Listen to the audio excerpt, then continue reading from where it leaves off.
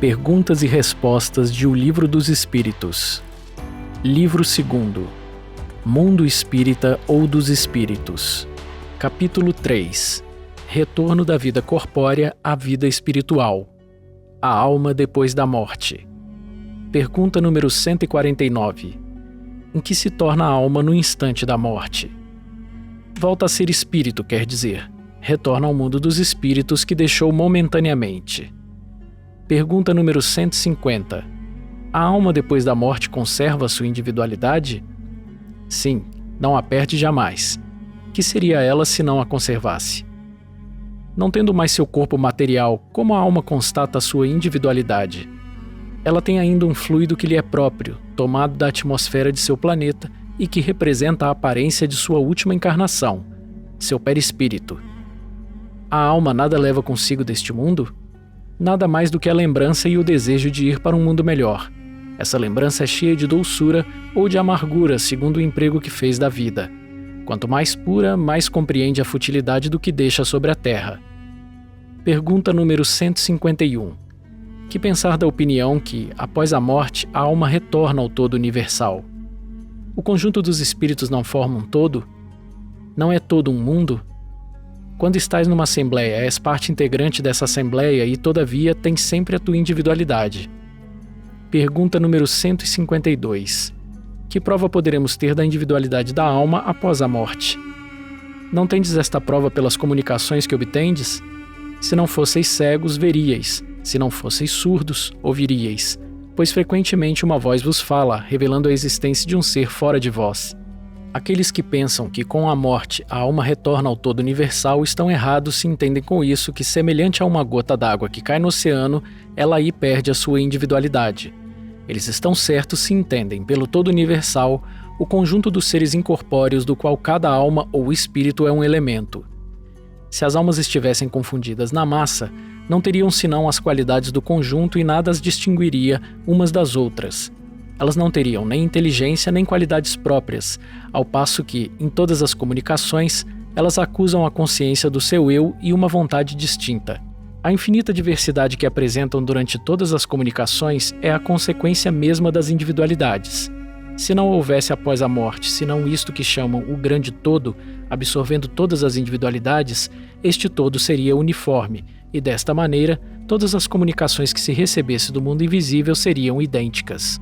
Uma vez que aí se encontram seres bons e outros maus, sábios e ignorantes, felizes e infelizes, alegres e tristes, levianos e sérios, etc. É evidente que são seres distintos. A individualidade se mostra mais evidente quando esses seres provam sua identidade por sinais incontestáveis, por detalhes pessoais relativos à sua vida terrestre e que podem ser constatados. Ela não pode ser colocada em dúvida quando se mostram visíveis nas aparições. A individualidade da alma nos era ensinada em teoria como um artigo de fé. O Espiritismo a torna patente e, de certo modo, material. Pergunta número 153. Em que sentido se deve entender a vida eterna? É a vida do espírito que é eterna, a do corpo é transitória e passageira. Quando o corpo morre, a alma retorna à vida eterna. Não seria mais exato chamar a vida eterna a dos espíritos puros, que, atingindo o grau de perfeição, não têm mais provas a suportar? É antes a felicidade eterna, mas esta é uma questão de palavras, chamai as coisas como quiserdes, contanto que vos entendais. Separação da alma e do corpo. Pergunta número 154. A separação da alma e do corpo é dolorosa? Não, o corpo sofre frequentemente, mas durante a vida que no momento da morte. Neste, a alma não toma parte. Os sofrimentos que experimenta algumas vezes no momento da morte são um prazer para o espírito que vê chegar o fim do seu exílio. Na morte natural, que chega por esgotamento dos órgãos, em consequência da idade, o homem deixa a vida sem o perceber. É uma lâmpada que se apaga por falta de alimentação. Pergunta número 155. Como se opera a separação da alma e do corpo? Rompidos os laços que a retinham, ela se liberta. A separação se opera instantaneamente e por uma transição brusca? Há uma linha de demarcação bem nítida entre a vida e a morte? Não. A alma se liberta gradualmente e não escapa como um pássaro cativo que ganha subitamente a liberdade. Esses dois estados se tocam e se confundem. Assim o espírito se libera pouco a pouco de seus laços. Os laços se desatam, não quebram. Durante a vida, o espírito se liga ao corpo por seu envoltório semimaterial ou perispírito. A morte é apenas a destruição do corpo, e não desse segundo envoltório que se separa do corpo quando cessa neste a vida orgânica. A observação prova que no instante da morte, o desligamento do perispírito não se completa subitamente. Ele não opera senão gradualmente e com uma lentidão que varia muito segundo os indivíduos. Para alguns, ele é muito rápido e pode-se dizer que o momento da morte é aquele do desligamento, algumas horas após. Para outros, sobretudo, cuja vida foi toda material e sensual, o desligamento é muito menos rápido e dura, algumas vezes, dias, semanas e mesmo meses, o que não implica existir no corpo a menor vitalidade nem a possibilidade de um retorno à vida, mas uma simples afinidade entre o corpo e o espírito, afinidade que está sempre em razão da preponderância que durante a vida o espírito deu à matéria. Com efeito, é racional conceber que quanto mais o espírito se identifica com a matéria, mais ele sofre ao separar-se dela. Ao passo que a atividade intelectual e moral, a elevação dos pensamentos operam um começo de libertação mesmo durante a vida do corpo e, quando chega a morte, ela é quase instantânea.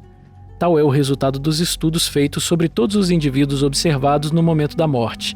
Essas observações provam ainda que a afinidade persistente entre a alma e o corpo em certos indivíduos é algumas vezes muito penosa, porque o espírito pode experimentar o horror da decomposição. Este caso é excepcional e particular a certos gêneros de vida e a certos gêneros de morte. Ele se apresenta entre alguns suicidas. Pergunta número 156. A separação definitiva da alma e do corpo pode ocorrer antes da cessação completa da vida orgânica? Algumas vezes, na agonia, a alma já deixou o corpo e não há mais que a vida orgânica. O homem não tem mais consciência de si mesmo e, entretanto, resta-lhe ainda um sopro de vida. O corpo é uma máquina que o coração movimenta. Existe enquanto o coração faz circular o sangue nas veias e, para isso, não necessita da alma. Pergunta número 157. No momento da morte, a alma tem algumas vezes uma inspiração ou êxtase que lhe faça entrever o mundo em que vai entrar? Frequentemente, a alma sente-se desatarem os laços que a ligam ao corpo. Ela faz então todos os seus esforços para rompê-los inteiramente. Já em parte desligada da matéria, vê o futuro desenrolar-se diante dela e se alegra, por antecipação, da situação do espírito. Pergunta número 158. O exemplo da lagarta que primeiro rasteja sobre a terra, depois se encerra em sua crisálida sob uma morte aparente para renascer numa existência brilhante, pode nos dar uma ideia da vida terrestre, depois do túmulo, e finalmente da nossa nova existência? Uma ideia restrita. A imagem é boa, mas é necessário não tomá-la ao pé da letra, como sempre o fazem. Pergunta número 159. Que sensação experimenta a alma no momento em que se reconhece no mundo dos espíritos? Depende. Se fizeste o mal com o desejo de fazê-lo, no primeiro momento envergonhar-te-ás de tê-lo feito. Para o justo é bem diferente. Ele se sente como aliviado de um grande peso, pois não teme nenhum olhar perquiridor. Pergunta número 160. O espírito reencontra imediatamente aqueles que conheceu sobre a terra e que morreram antes dele? Sim, segundo a afeição que lhes tinha e a que tinham por ele. Frequentemente eles vêm receber em sua volta ao mundo dos espíritos e ajudam a libertá-lo das faixas da matéria. Reencontra também a muitos que havia perdido de vista em sua permanência sobre a terra. Vê aqueles que estão na erraticidade, aqueles que estão encarnados e vai visitá-los. Pergunta número 161. Na morte violenta e acidental, quando os órgãos não estão ainda enfraquecidos pela idade ou pelas doenças, a separação da alma e a cessação da vida ocorrem simultaneamente? Geralmente é assim, mas em todos os casos o instante que os separa é muito curto. Pergunta número 162. Após a decapitação, por exemplo, o homem conserva por alguns instantes a consciência dele mesmo? Frequentemente ele a conserva por alguns minutos, até que a vida orgânica esteja completamente extinta. Mas muitas vezes também a expectativa da morte lhe faz perder esta consciência antes do instante do suplício. Trata-se aqui da consciência que o suplicado pode ter de si mesmo, como homem e por intermédio dos órgãos e não como espírito. Se não perdeu esta consciência antes do suplício, pode conservá-la por alguns instantes que são de breve duração e que cessa necessariamente com a vida orgânica do cérebro, o que não quer dizer que o perispírito esteja inteiramente desligado do corpo. Ao contrário, em todos os casos de morte violenta, quando ela não resulta da extinção gradual das forças vitais, Os laços que prendem o corpo ao perispírito são mais tenazes e o desligamento completo é mais lento. Perturbação espiritual. Pergunta número 163. A alma deixando o corpo tem imediata consciência de si mesma? Consciência imediata não é bem o termo. Ela passa algum tempo em estado de perturbação. Pergunta número 164. Todos os espíritos experimentam no mesmo grau e durante o mesmo tempo a perturbação que se segue à separação da alma e do corpo? Não. Isso depende da elevação de cada um. Aquele que já está purificado reconhece-se quase imediatamente, visto que já se libertou da matéria durante a vida física, enquanto que o homem carnal, aquele cuja consciência não é pura, conserva por tempo mais longo a impressão dessa matéria. Pergunta número 165.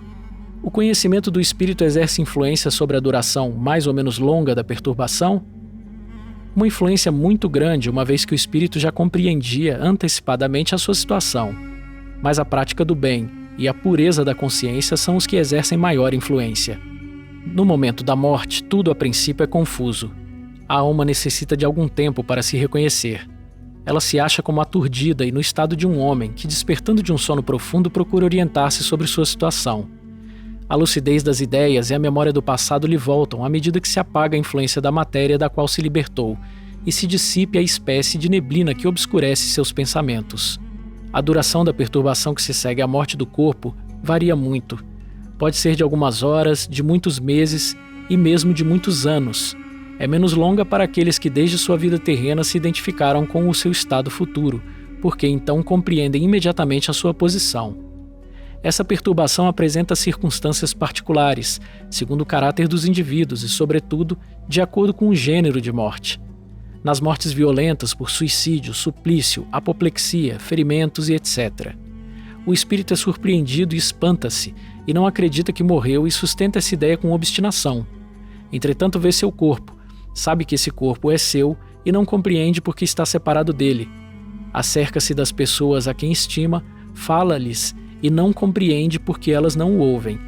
Essa ilusão perdura até a inteira libertação do perispírito e só então o espírito se reconhece e compreende que não pertence mais ao número dos vivos. Este fenômeno se explica facilmente. Surpreendido de improviso pela morte, o espírito fica atordoado com a brusca mudança que nele se operou. Para ele, a morte é ainda sinônimo de destruição, aniquilamento. Ora, como ele pensa, vê e escuta, não se considera morto. Sua ilusão é aumentada pelo fato de ver-se com um corpo de forma semelhante ao precedente, mas cuja natureza etérea ainda não teve tempo de estudar. Ele o crê sólido e compacto como o primeiro, e quando chamam sua atenção para esse ponto, admira-se de não poder apalpá-lo. Esse fenômeno é análogo aos dos sonâmbulos iniciantes que não acreditam dormir. Para eles, o sono é sinônimo de suspensão das faculdades. Ora, como pensam e veem, julgam que não dormem. Certos espíritos apresentam essa peculiaridade, embora a morte não lhes tenha chegado inesperadamente. Todavia, é sempre mais generalizada naqueles que, apesar de doentes, não pensam em morrer. Vê-se então o singular espetáculo de um espírito assistindo ao próprio funeral, como se for um estranho, e dele falando como de uma coisa que não lhe dissesse respeito, até o momento em que compreende a verdade. A perturbação que se segue à morte nada tem de penosa para o homem de bem. É calma e em tudo semelhante à que acompanha um despertar tranquilo. Para os que não têm a consciência pura, ela é cheia de ansiedade e de angústias, que aumentam à medida que ela se reconhece. Nos casos de morte coletiva, tem-se observado que todos os que perecem ao mesmo tempo nem sempre se revêem imediatamente. Na perturbação que se segue à morte, cada um vai para o seu lado ou se preocupa apenas com aqueles que lhe interessam.